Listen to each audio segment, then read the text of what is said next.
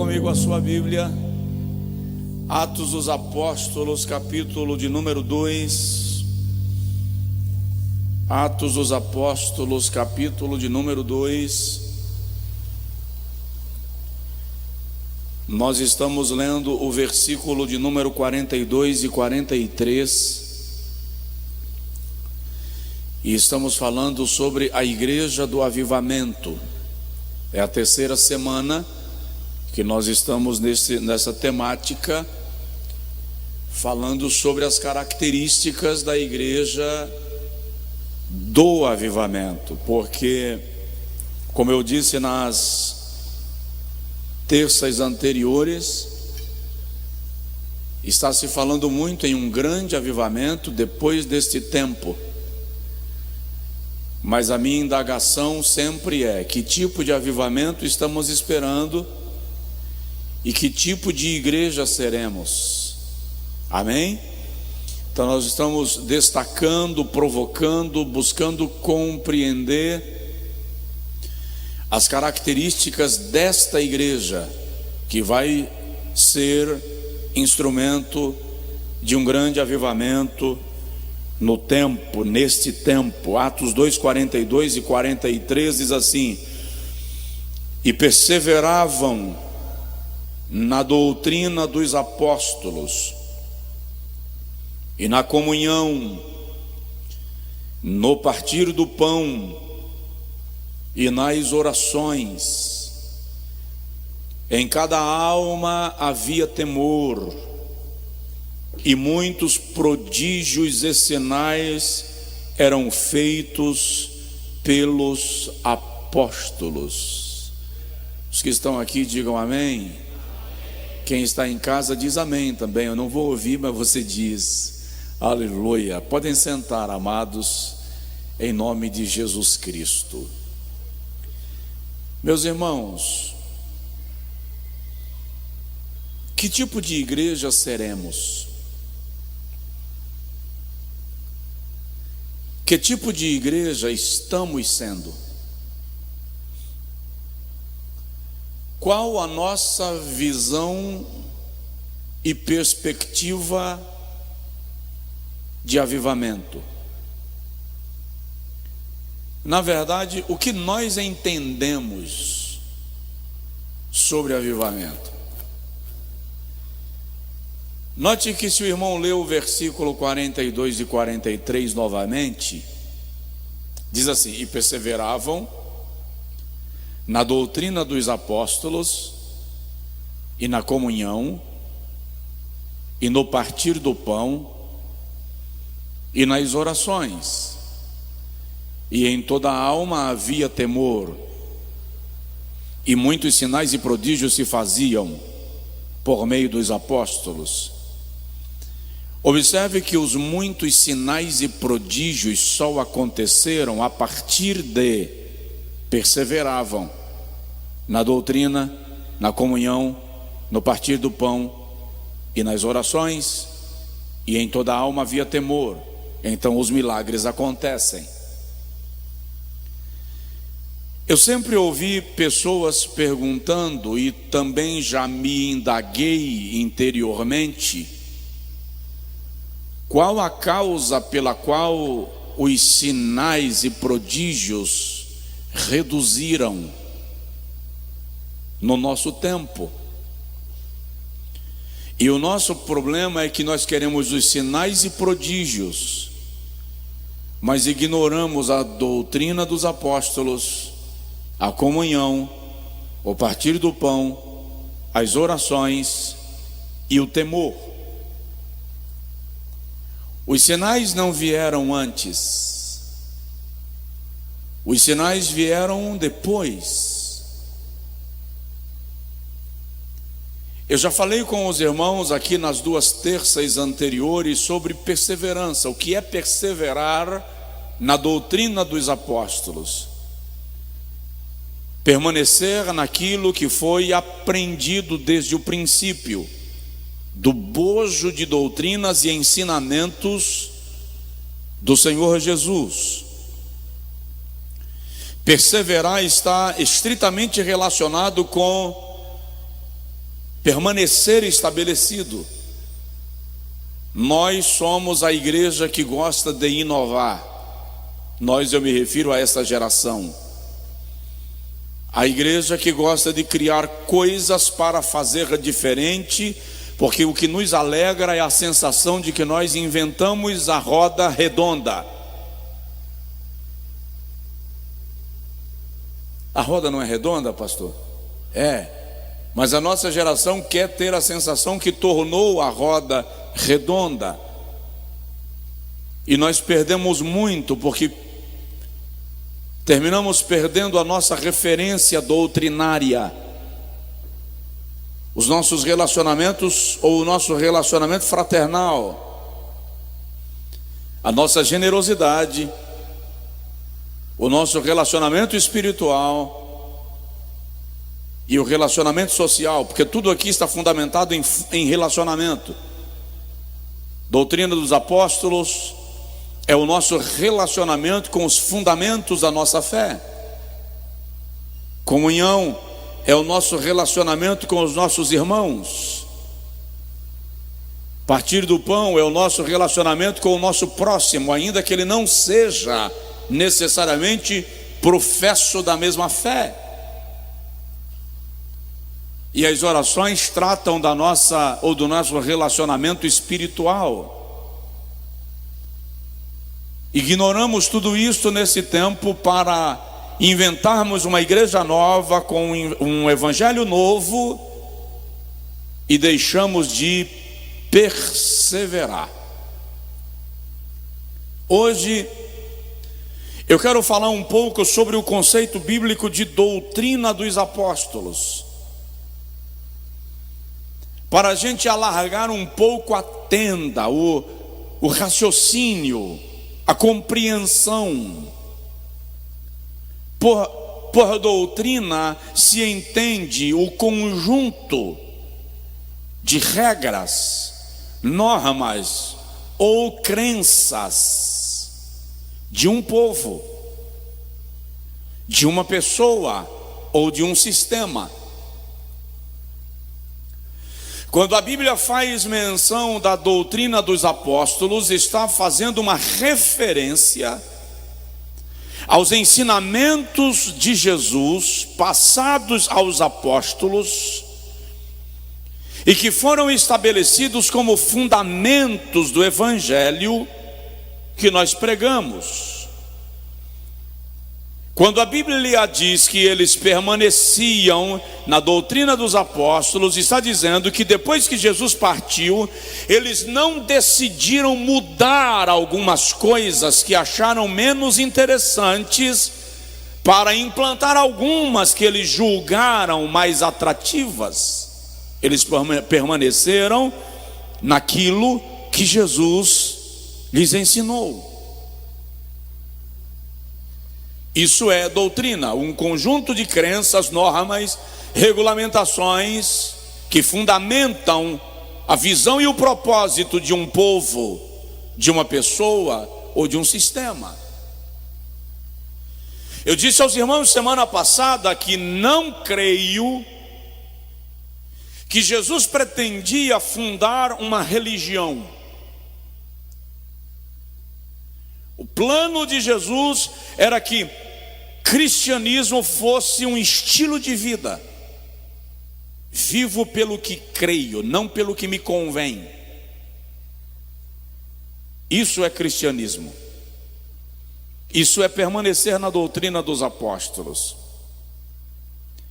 Ao longo da história, doutrinas e doutrinas surgiram no intuito de sucatear, distorcer a doutrina do Evangelho de Cristo.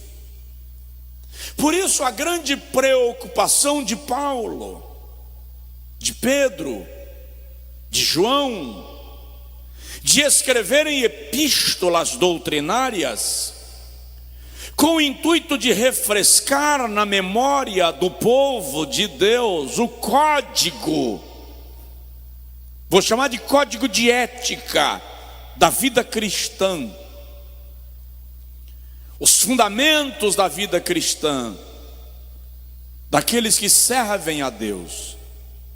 Então eu quero dar uma caminhada rápida sobre alguns tipos de doutrinas que nós temos no nosso tempo, até para você compreender um pouco melhor. E a partir da semana que vem, nós vamos entrar um pouquinho nessa questão da doutrina dos apóstolos e vamos provocar a nossa consciência para que decidamos que igreja queremos ser.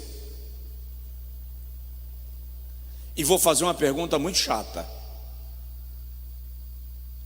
até que ponto a igreja que estávamos sendo está fazendo falta para o mundo? Até que ponto a igreja que estávamos sendo está fazendo falta para Deus?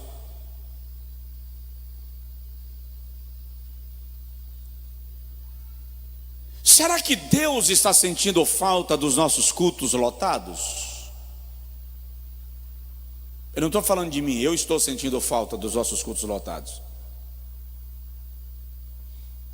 Eu estou falando do perfil de igreja que estávamos sendo na nossa consciência cristã, na nossa maneira de contemplar o Evangelho, na nossa maneira de viver o Evangelho, na nossa maneira de ver o próximo, o irmão na fé, como nós os olhávamos ou olhávamos uns para os outros. Porque a igreja que Deus quer implantar em nós, através de nós, é uma igreja que vai inevitavelmente sacudir o mundo, influenciar o mundo. Se nós olharmos bem, nós estávamos influenciando o mundo economicamente, estávamos influenciando o mundo politicamente, estávamos influenciando o mundo intelectualmente, mas até que ponto estávamos influenciando espiritualmente?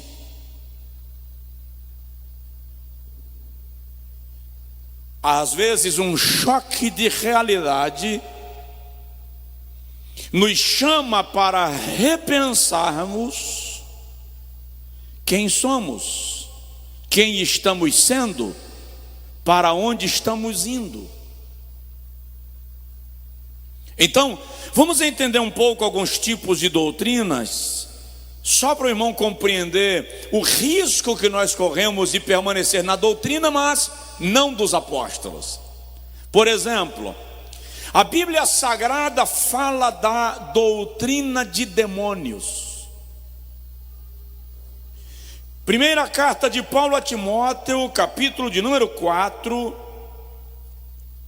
versículo de número 1, o apóstolo Paulo diz assim: o Espírito Santo, o Espírito de Deus, expressamente diz que em tempos posteriores, nos tempos finais, alguns apostatarão da fé. Vamos falar um pouquinho disso. Dando ouvidos a espíritos enganadores e a doutrinas de demônios. O que é apostatar da fé? Tem gente em casa nos acompanhando, às vezes, e já nos ensinaram, que apostatar da fé é desviar-se da igreja. O indivíduo que se afastou do convívio da igreja apostatou da fé. Não necessariamente. A palavra apostatar literalmente significa negar as verdades que você reconhece como verdade. E reconhecendo como verdade, você passa a comunicá-las como se fosse mentira. Tem gente que, eu vou usar o termo comum do nosso ambiente evangélico, tem gente que se desviou da igreja e não apostatou da fé. E tem gente dentro da igreja que apostatou da fé.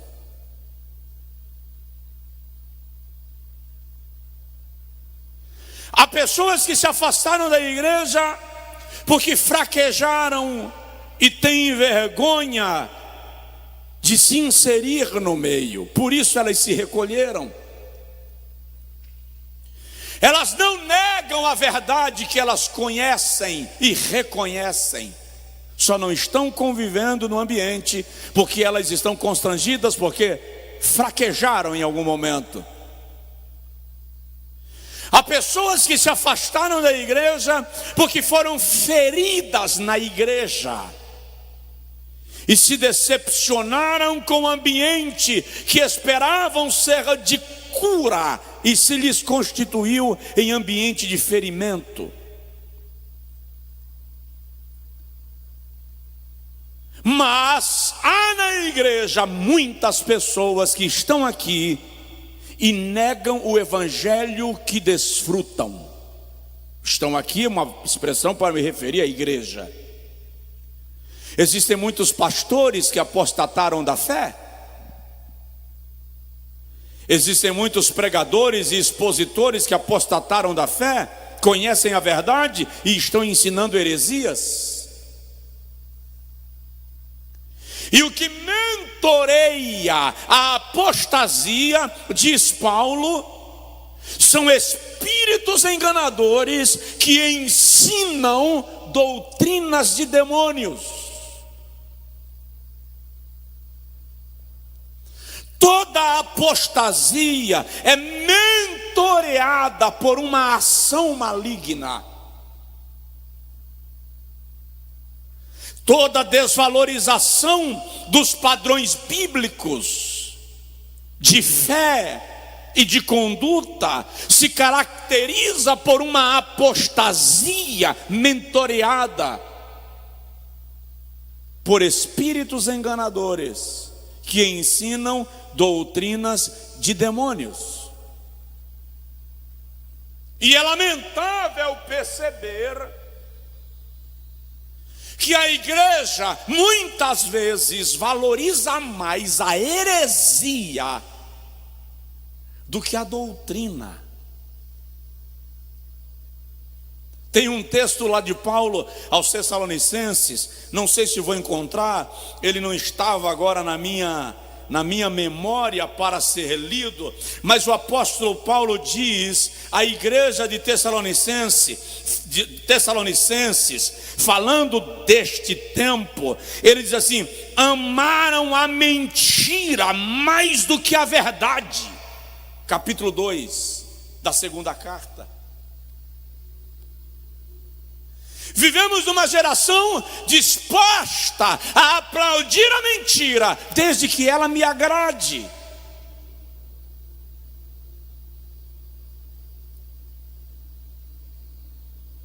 Então, doutrinas de demônios estão mentoreando muitas mentes, mentoreando muitas ideias. Perseverar na doutrina dos apóstolos é cuidar para que a heresia não se transforme no nosso sermão preferido. Tem alguém aí? Tem.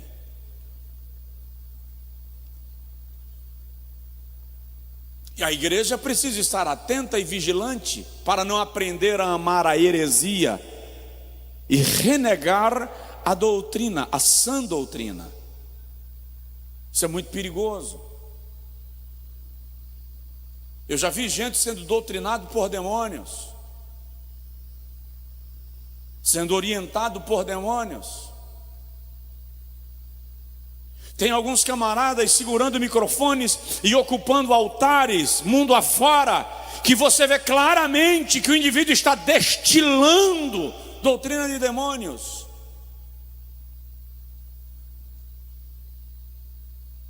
E é preciso estar vigilante e conferir com as Sagradas Escrituras se o que está sendo ensinado é da parte de Deus ou não. Segundo tipo de doutrina, eles perseveravam na doutrina dos apóstolos. E aliás, deixa eu voltar aqui um pouquinho.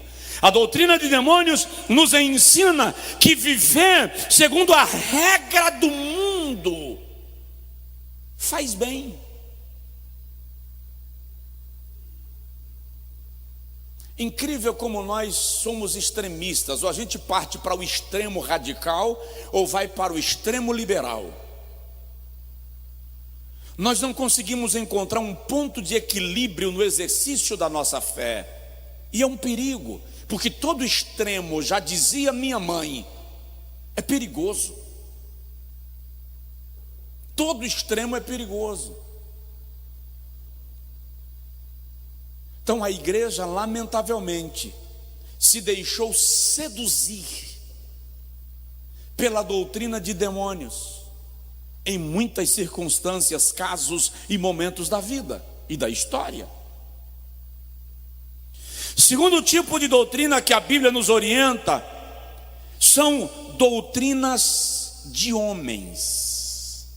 Enquanto a doutrina de demônios nos leva para um desenfreamento e abandono da verdade, a doutrina dos homens nos leva para um cativeiro mental, para uma escravidão mental, que nos torna presas de mentes mal intencionadas. Sabe, pastor José Luiz pregou aqui domingo, e pregou muito. O muito que eu estou falando aqui não é de quantidade, é de qualidade. E ele trouxe a ilustração de uma senhora que queria mais goiabada no sequilho, e tornou o sequilho enjoativo. Todas as vezes que eu quero agregar valores das minhas ideias àquilo que Deus estabeleceu como princípio, eu estou colocando goiabada a mais no sequilho, vira legalismo. Quantas pessoas condenadas por causa das doutrinas de homens. Colossenses capítulo de número 2, versículo 19, Paulo nos dá uma admoestação, e ele diz assim, 2:18 e 19: ninguém atue como árbitro contra vós, afetando humildade ou culto aos anjos, firmando-se em coisas que tenha visto, inchado vãmente pelo seu entendimento carnal, e não retendo a cabeça, da qual todo o corpo, provido e organizado pelas juntas e ligaduras, vai crescendo com o aumento concedido por Deus. Olha o versículo 20: se morrestes com Cristo quanto aos rudimentos do mundo, por isso, porque vos sujeitais ainda a ordenanças, como se vivesseis no mundo, tais como: não toques, não proves, não manuseies, as quais coisas todas hão de perecer pelo uso, segundo os preceitos e doutrinas dos homens, as quais têm, na verdade, alguma aparência de sabedoria em culto voluntário, humildade fingida, severidade para com o corpo, mas não tem valor algum no combate contra a satisfação da carne. Aqui agora, Paulo está falando de ensinamentos de homens que estabelecem regras, regulamentos, limites humanos, que revelam severidade no corpo, mas que não controlam a natureza carnal. Exemplo: quem tem cachorro em casa? Levanta a mão. Muito bem. Você tem um cachorrinho de estimação que não aguenta ver uma panturrilha, deixa eu usar uma expressão mais aberta, uma batata de perna. Cada vez que alguém passa com a batata de perna na frente dele, ele vai partir para cima. Aí você coloca uma focinheira, e ele fica preso. E cada vez que uma batata de perna passou dando bobeira, ele olhou, desejou, mas não pôde. Quando você tira a focinheira para dar comida, ela está toda babada. Ele não mordeu nenhuma panturrilha, mas desejou todas as que passaram na frente dele. Ou seja, é severidade do corpo, mas não transforma a natureza. O Evangelho de Jesus Cristo não veio para estabelecer mordaças. O Evangelho de Cristo não veio estabelecer algemas. O Evangelho de Cristo não veio estabelecer prisões. O Evangelho de Cristo veio operar transformação.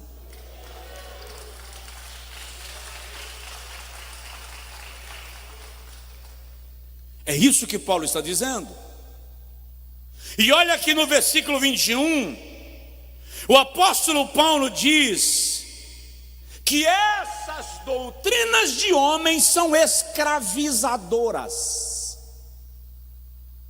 Quanta gente que se tornou, deixa eu usar uma expressão um pouco forçada e não cabe a explicação agora, porque não daria tempo, mas gente que acha que foi liberto do pecado e se tornou escravo da religião.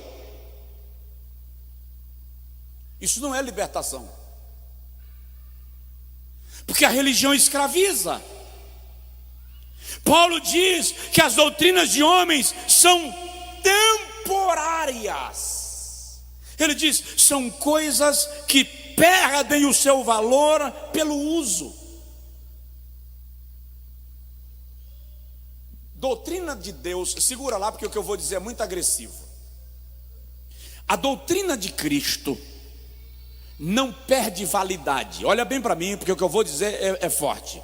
A doutrina de Cristo não perde validade. Segura lá. O que Deus chama de pecado no Antigo Testamento, Ele chama de pecado no Novo Testamento, e continua sendo pecado na igreja contemporânea. O que Deus chama de pecado para um homem, Ele chama de pecado para uma mulher. Pecado é pecado para uma criança e para um idoso. Não há dois pesos e duas medidas. Se deixou de ser pecado, é porque nunca foi. Era apenas doutrina de homens.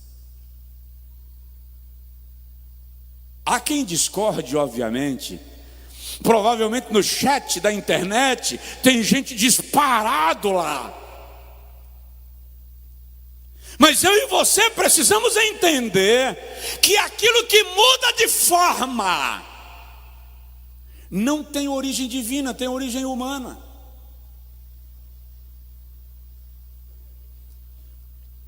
Eu estava falando ontem com alguns irmãos que estavam comigo aqui, nós ficamos até um pouco mais tarde. Eu fui convidado para ministrar numa escola bíblica de obreiros num estado do Brasil, onde a igreja é extremamente conservadora. E me pediram que eu ministrasse sobre doutrinas, usos e costumes. E de vez em quando me colocam nessa saia justa, porque não obstante eu ter uma mentalidade conservadora, eu consegui me libertar do extremismo.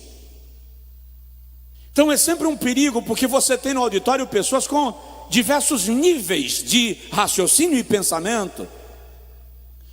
E quando eu estava ministrando sobre doutrinas, usos e costumes, o presidente da convenção daquele estado, um senhor, 70 anos aproximadamente, extremamente conservador, se colocou em pé e pediu a palavra.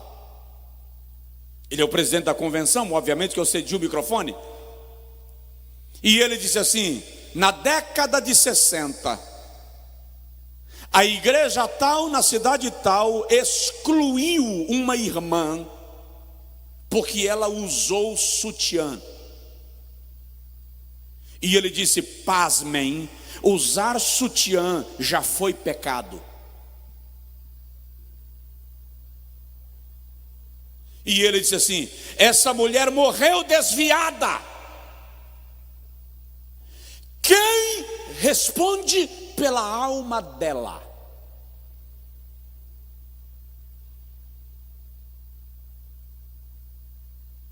Doutrinas de homens. Houve uma época que os homens que usassem calça social tinham que usar uma dobra para dentro, uma dobra italiana. bainha italiana, como era chamado. Se não fosse assim, era pecado. Deixa eu ver meu paletó. Eu já cheguei em lugares que eu não poderia usar um paletó assim, com uma abertura atrás. Com duas, então, escândalo dobrado. Não é permitido. Eu fui na loja na cidade e comprei um paletó fechado atrás para poder ministrar.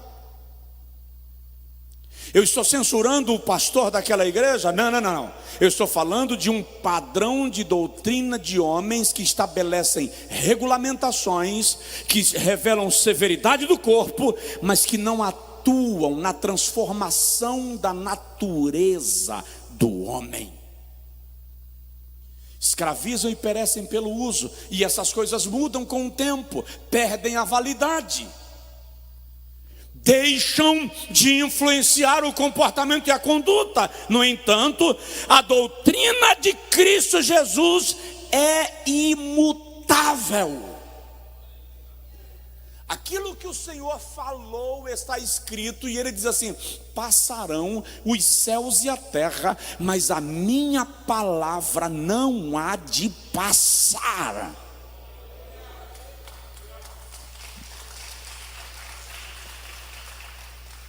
São doutrinas de homens. As doutrinas dos homens são geradas na sua própria mente, na própria mentalidade dos homens, motivada por interesses específicos para um tempo específico. Paulo diz a Tito, capítulo 1, versículo 13: este testemunho é verdadeiro, portanto repreende-os severamente, para que sejam sãos da fé, não dando ouvidos a fábulas judaicas, nem a mandamentos de homens que se desviam da verdade. Tudo é puro para aquele cuja mente é pura, mas para os que são corrompidos e incrédulos, nada é puro. Antes, tanto a sua mente quanto a sua consciência está contaminada. Já viu aquelas pessoas que, quando veem você conversando com outro, faz logo um pré-julgamento, cria uma interpretação, e em cima da interpretação dele cria uma verdade? Paulo diz: tudo é puro para aquele cuja mente é puro, mas para aquele cuja mente está contaminada, nada é puro. Eu lembro de uma certa feita, eu era menino ainda, e lembro do meu pai esclarecendo isso na igreja. Uma irmã passou, e a minha mãe estava estendendo roupa, e mulheres estendendo roupa tem um hábito que eu não sei se as modernas praticam, mas as mulheres da geração anterior estendiam roupa e colocavam o prendedor na boca. Alguém lembra disso? Já viu essa cena? Está estendendo a roupa e tem um prendedor na boca, porque quando ela terminar de usar um, ela vai pegar e usar o outro. E a irmã espalhou que a minha mãe estava fumando. E meu pai foi no culto esclarecer isso, que a irmã Dina nunca fumou na vida, nem antes de se converter ao Evangelho de Cristo. Porque a pessoa que está com a mente contaminada sempre vai aplicar uma visão distorcida daquilo que enxergou. Por isso que você precisa ter muito cuidado com o que te trazem, com o que te dizem. A mente humana cria situações e geram situações. São doutrinas enganosas, diz Paulo, que distorcem a verdade. Um dia, o Senhor Jesus chegou a dizer para os escribas e doutores da lei: vocês erram não conhecendo as Escrituras. Quem não conhece as Escrituras, olha bem para mim, porque o que eu vou dizer é sério, você que está em casa. Quem não se dá o prazer de estudar a Bíblia, fica comendo de qualquer mesa, de qualquer prato, do jeito que querem lhe servir. Porque você não para averiguar. E vou dizer o que eu já disse aqui nesse púlpito algumas vezes: líderes que não querem que o seu povo conheça a Bíblia são líderes que pretendem explorar a ignorância daqueles que estão debaixo do seu cuidado. Não há satisfação nenhuma em pregar o evangelho para um povo que não quer aprender, porque nunca vai evoluir. Só nas doutrinas dos homens, os homens são proibidos de conhecer a doutrina de Cristo. Porque a doutrina de Cristo liberta, a doutrina de Cristo quebra o jugo, a doutrina de Cristo te faz crescer, a doutrina de Cristo te revela que você não é propriedade de ninguém, a doutrina de Cristo te revela que você foi comprado e lavado pelo sangue de Jesus. Diga para você mesmo: eu sou propriedade de Deus.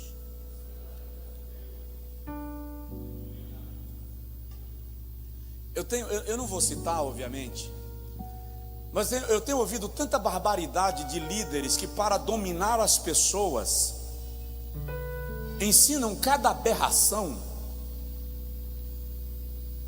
que eu quero saber como vai ser a condição desses camaradas no dia que eles tiverem que se deparar com o dono da igreja. No dia que ele tiver que se deparar com o dono da igreja. Então, querido, doutrina de demônios não orientam a sua vida. Diga amém. Doutrinas dos homens não orientam a sua vida. Diz amém. Terceiro tipo de doutrina na Bíblia: doutrina dos fariseus. Um sistema religioso que oprime, um sistema religioso que escraviza. Em Mateus capítulo 12, versículo 24, vamos para a Bíblia, isso é culto de doutrina.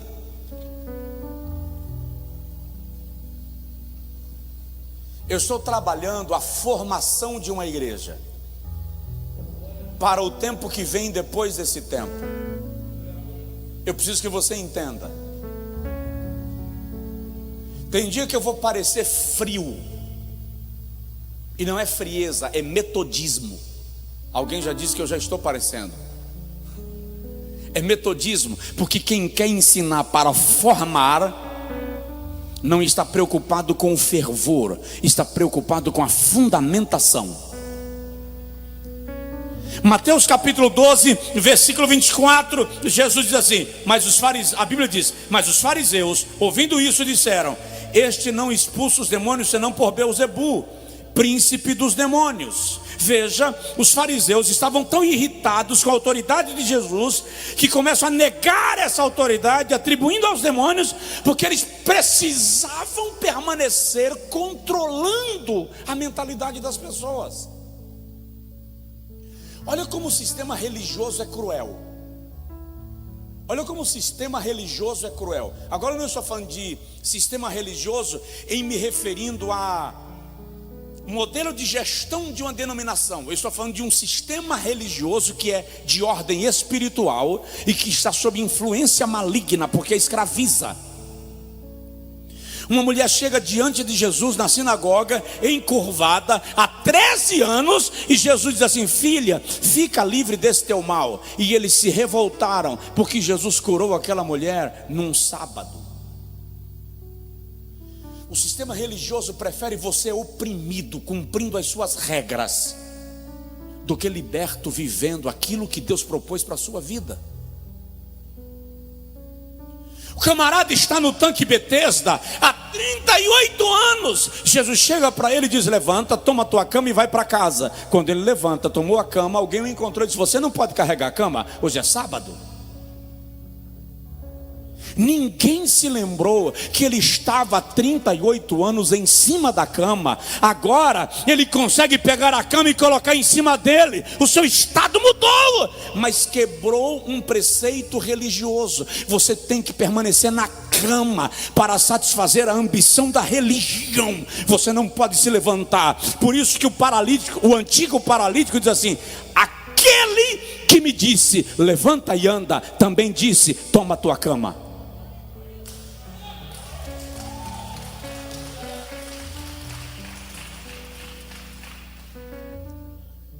Mateus capítulo 16, versículo 12.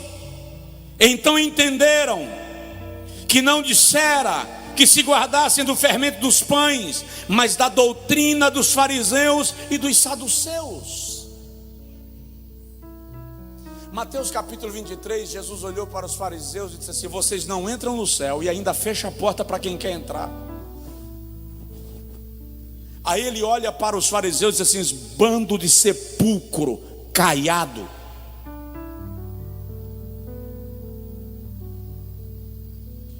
A igreja, irmãos, é porta de misericórdia. A igreja é porta de cura. A igreja precisa ensinar caminho de libertação genuína e transformação genuína. A igreja não é instrumento de opressão. A igreja não é instrumento de escravidão. A igreja é mensageira da verdade, do evangelho e das boas novas de Cristo Jesus. E é interessante que os fariseus eram divididos em grupos nos dias de Jesus. Haviam alguns tipos de fariseus e um norte-americano designou títulos para eles. Por exemplo, havia o fariseu ombro. Era aquele que colocava todas as suas obras penduradas em seus ombros, como se fossem medalhas, para exibir para as pessoas o que ele fazia. Fala a verdade, se na igreja não tem gente assim, que gosta de falar quantas horas ora, quantos dias que jejua, quanto tempo de crente, gosta de reivindicar o seu mérito para revelar a sua espiritualidade. Eu não posso perguntar para os de casa, porque eu não vou ver a resposta, mas para os que estão aqui, quantas pessoas já se depararam com alguém que você viu claramente que queria te revelar uma espiritualidade superior à tua? Aliás, tem gente que é tão espiritual que você chega e se sente humilhado.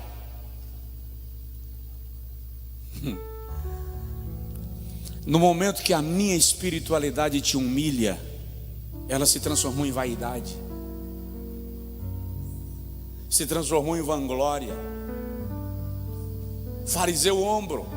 Havia o segundo tipo de fariseu, que o Dr. Kaufman chama de fariseu espere um pouco.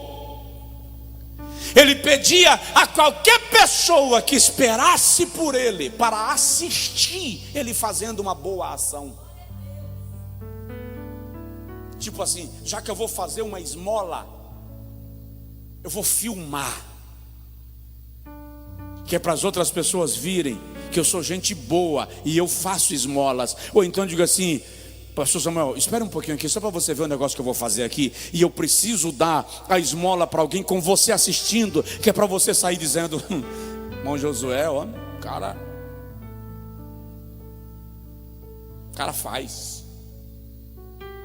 Espírito de religiosidade, isso é mortal. Terceiro tipo de fariseu, o fariseu cego. Era o tipo que até se batia numa parede, mas fechava os olhos quando na rua se encontrava com uma mulher. E eu não estou falando do perfil de vestimenta das mulheres ocidentais no Brasil de modo particular, porque o jeito que as mulheres se vestem no Brasil, irmão, pelo menos onde eu já estive, só no Brasil. Tecido aqui é caro, a costura é feita à prestação.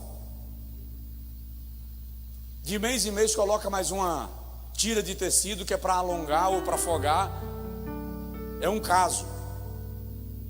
As mulheres judias andam e sobretudo nos dias de Jesus, com o corpo completamente coberto, inclusive o rosto. Mas se fosse uma mulher, aquele fariseu fechava o olho, se batia numa parede, mas não podia passar por ela. Quarto tipo de fariseu que o Dr. Kaufman nos apresenta: fariseu pilão, andava com a cabeça pendente para não ver as tentações, então ele andava assim, porque ele via tudo de lado.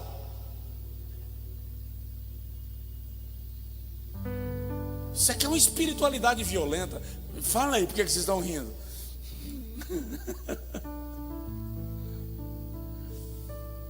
Quinto, fariseu eterno contador. Ele anotava cada boa obra que fazia, para no final do dia comparar com as falhas que ele cometeu, para ele saber se ele fez mais boas obras do que errou.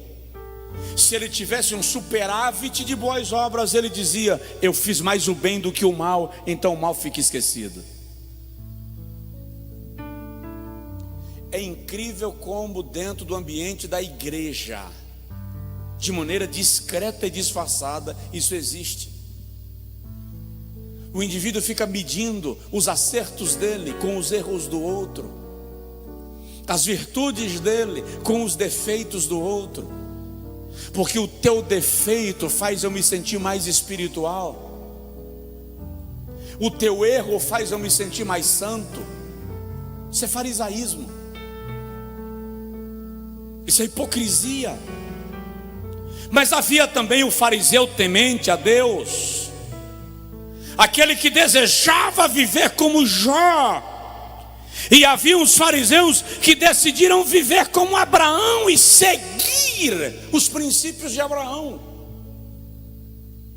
Significa dizer que na igreja você tem os mesmos perfis. Gente que estabelece seu próprio padrão, suas próprias regras, seu próprio céu. Vamos terminar já. Já falamos da doutrina de demônios, doutrinas dos homens, doutrinas dos fariseus. Existe a doutrina do sábio. A Bíblia nos diz em Provérbios capítulo 13, versículo 13 e 14. O texto diz assim: o que despreza a palavra traz sobre si a destruição, mas o que teme o mandamento será galardoado. A doutrina do sábio é uma fonte de vida para nos desviar dos laços de morte. É o princípio que nos ensina a prudência, que nos orienta. Nós precisamos, inclusive, aprender a estabelecer para nós pessoas com nível de sabedoria espiritual, que nos ensinem prudência,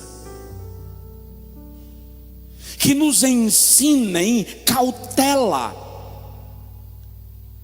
que nos despertem para andar, para viver de maneira mais cuidadosa.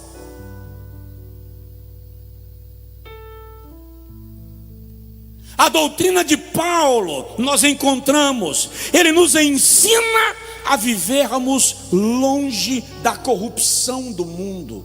Olha que ele diz a Timóteo na segunda carta, capítulo 3, versículo 10: tu conheces a minha doutrina, a minha intenção, a minha fé, as minhas obras.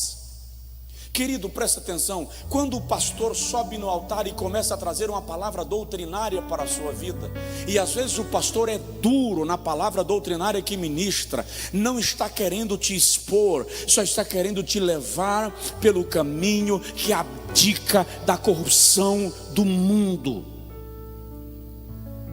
Nenhum pastor sério, estou falando de homens chamados por Deus, deseja ver a ovelha sob seus cuidados se perder no mundo, no pecado e nos erros. E quando uma ovelha se perde, a alma do pastor sofre. Paulo se perturbava com aqueles que pregavam heresias na igreja. Ele chega a dizer para os irmãos de Corinto na segunda carta, capítulo 12: eu temo ir ter convosco, e ao chegar lá, me deparar com aqueles que pecaram e não se arrependeram, e eu tenho que chorar por eles publicamente diante de vós. Pastor sério sente dores de parto. Pastor que entende sua vocação e sua chamada, acorda na madrugada preocupado com os desvios que a igreja trilha, com aquilo que deixou de ensinar. Pastor que entende sua vocação, termina de pregar e volta para casa se perguntando: o que eu poderia ter dito e não disse? O que eu disse que pode ter entristecido alguém? Porque existe um zelo na alma desse ministro por aqueles que ouvem a ministração da palavra através da sua vida. Quantas vezes o culto terminou sob graça, poder, unção, você chorando e eu desci deprimido? Era isso mesmo? Será que não foi muito duro? E aquilo que o Senhor me disse era para ter dito agora, não era para ter dito ainda. Paulo diz assim: eu sofro dores de parto por vossa causa, até que Cristo seja gerado em vós. Jesus disse: o zelo da tua casa me consome. Aqueles que reconhecem a sua vocação dizem como Paulo: eu de todo o coração me gastarei e me deixarei gastar pelas vossas almas. Como disse um certo pastor idoso, certa feita: pastor como profissão é a pior do mundo, como missão é a mais nobre. Raramente ele será entendido. E às vezes quando ele dá uma palavra dura, a pessoa sai magoada. Mas na verdade a intenção era salvá-lo, era dar um choque. Eu lembro que eu me deparei um dia aqui, eu estava saindo bem fora da hora de almoço, era mais de 3 da tarde, estava sem almoçar. E eu me deparei com um irmão aqui na tenda, uma pessoa, não era cristão, não era evangélico. E ele disse: eu quero falar com o pastor Josué Brandão. Eu já estava entrando no carro para sair. Eu disse: pois não. E ele me contou uma situação que ele estava vivendo. E era uma situação triste, difícil de administrar. Mas a palavra que me veio eu dei. Eu disse para ele: volte para casa, tome um banho, almoce, toma um suco, de preferência de maracujá, e dorme. Ele saiu daqui revoltado. Ele veio querendo matar a mulher dele e saiu daqui querendo matar o pastor. Fala porque ele me disse depois. Quando ele chegou em casa, ele tomou um suco de maracujá, almoçou, deitou no sofá para ver um filme e dormiu. Por volta das 5 da tarde, acordou no outro dia, na hora do café da manhã. Tomou café, tomou banho, pensou em sair, mas o corpo não resistiu. Voltou para a cama e dormiu até meio-dia. Levantou, almoçou, tomou o banho, planejou sair, mas primeiro resolveu descansar do almoço. Dormiu de novo, acordou 5 da tarde. Quando ele acordou 5 da tarde, ele tomou café, tomou banho e ele disse: eu era outro homem, outra mente, outra visão, outra percepção. Deus me curou enquanto eu dormia, Deus me libertou enquanto eu descansava. Ele voltou com a esposa, aceitou a Jesus como Salvador, o casal. Depois trouxe o filho para ser apresentado na igreja, porque às vezes a palavra que o pastor te dá no primeiro momento parece estranha, é mastruz com leite, serve para nada, e quando você toma, você percebe que não está na receita, está na obediência, pela maneira como você respondeu à palavra de orientação. Deus vai responder a você com milagre e com cura. Aleluia. Doutrina do apóstolo Paulo, doutrina pastoral e a doutrina de Cristo. Já vou terminar. Sexto tipo de doutrina, doutrina de Cristo. Ela nos ensina sobre todos os mandamentos da salvação e o sacrifício pela cruz. Olha bem para mim agora, porque vai esculhambar. A doutrina de Cristo ensina que não há nada que você possa fazer para ser salvo. Não há nada que você possa fazer para ajudar Deus a te salvar. Ele te salva por seu próprio mérito, por seu próprio poder, por sua própria decisão, e eu e você não fizemos nada para valer a nossa salvação. Porque tem gente que pensa que fez alguma coisa para merecer ser salvo. Você não fez nada para lhe ajudar na salvação. Jesus fez tudo. Sabe o que significa estar consumado?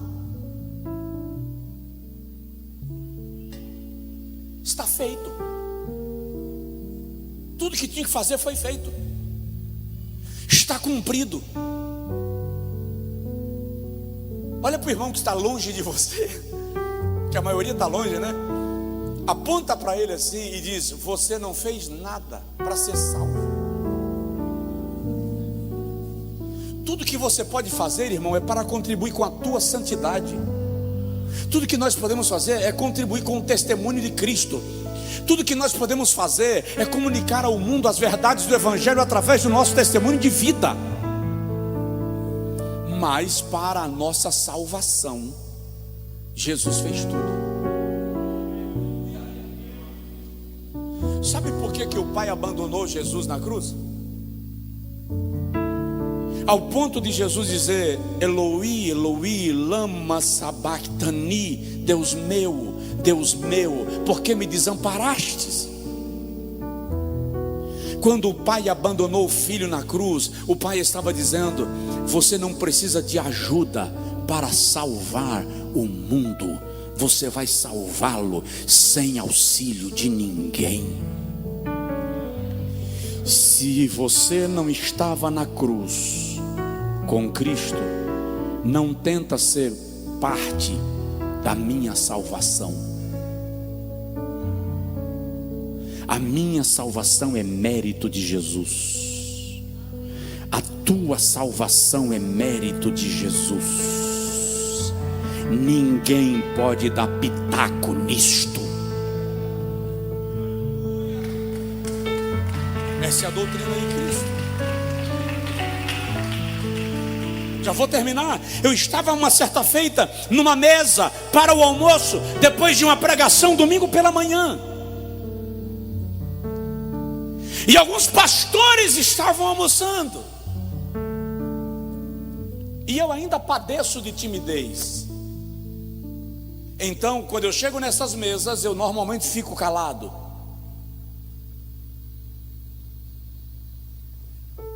E ficar calado também é um ato de sabedoria.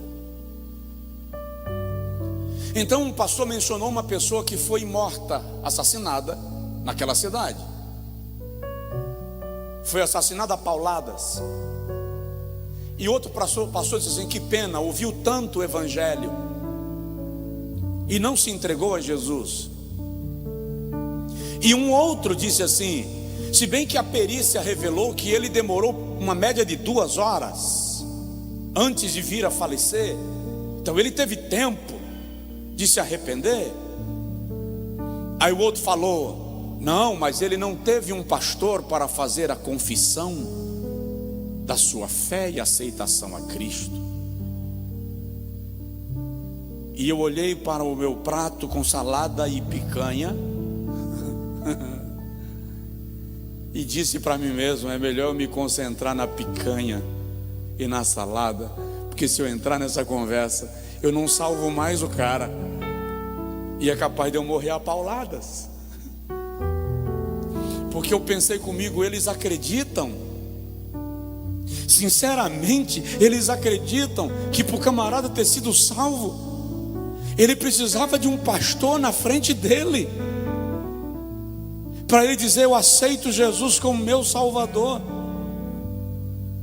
Com todo respeito aos católicos, Isso é teologia católica, que o indivíduo só entra no céu se passar no confessionário e conversar com o padre, fazer a sua confissão.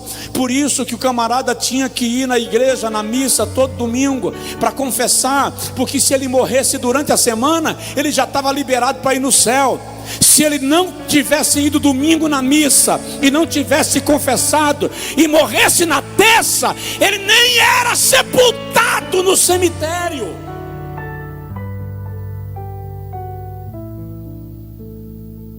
A teologia cristã, a doutrina de Cristo ensina que pastores são homens de Deus estabelecidos para conduzir a igreja. Não é isso que eu estou questionando. A doutrina de Cristo ensina que a igreja é a coluna e firmeza da verdade, a tocha de Deus na terra, a agência de Deus na terra. É fato, mas salvação não depende da participação de ninguém. É o Espírito de Deus quem convence o homem da justiça, do pecado e do juízo. A graça de Deus se manifesta trazendo salvação a todos os homens. Pela graça sois salvos por meio da fé.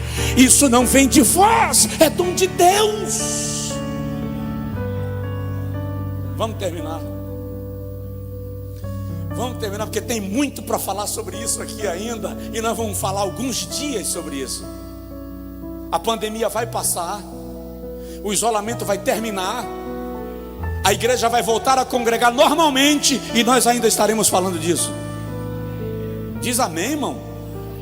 Eu estou tentando te fazer entender que essa coisa que a gente está vendo não vai demorar.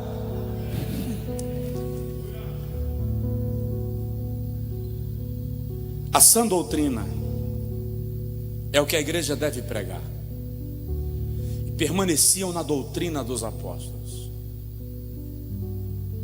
Eu fui convidado para pregar numa igreja um dia desses, antes de começar esse veneno todo aí, e era aniversário da igreja. Eu fiz um susto no pastor, porque eu disse assim: irmãos, o tema da mensagem que eu vou pregar é a igreja que vale a pena congregar. E eu disse: se a igreja que você congrega não tiver as características que eu vou dizer aqui, saia dela. Você vai pegar na igreja dos outros, irmão, no aniversário da igreja, e fala uma barbaridade dessa. E ministrei. Você está doido para saber o que foi que eu falei, né? Continua vindo toda terça, ouvindo pelo culto online. Eu falei sobre a igreja de João Batista. A igreja que vale a pena congregar é a igreja onde a mensagem é de arrependimento, onde Jesus Cristo está presente, onde o Pai se manifesta e o Espírito Santo se revela. Aquele foi o esboço. Vou falar para você não ficar na curiosidade aí padecendo.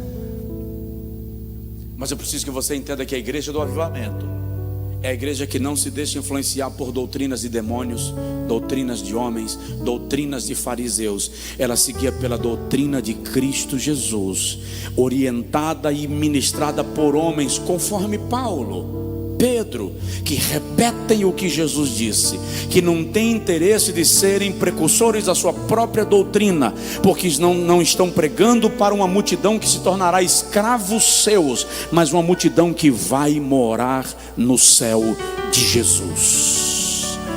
Ore comigo agora. Pai, nós te agradecemos por esta noite. Nos colocamos aos teus pés e oramos pedindo a tua bênção sobre nós. Que os nossos corações sejam desarmados, ministrados pelo Espírito Santo. Que uma graça abundante e poderosa seja manifestada na nossa vida. E que nós compreendamos com gratidão, Senhor, com gratidão, que a salvação que recebemos em Cristo não dependeu do nosso esforço, mas do teu amor e sacrifício por nós. Em nome de Jesus Cristo, nos faz compreender isto. Os que estão em casa no culto online, socorre, revela, ministra, abre o coração e salva aqueles que ainda não fizeram uma entrega da sua vida ao Senhor Jesus. Salva-os. Amém e amém.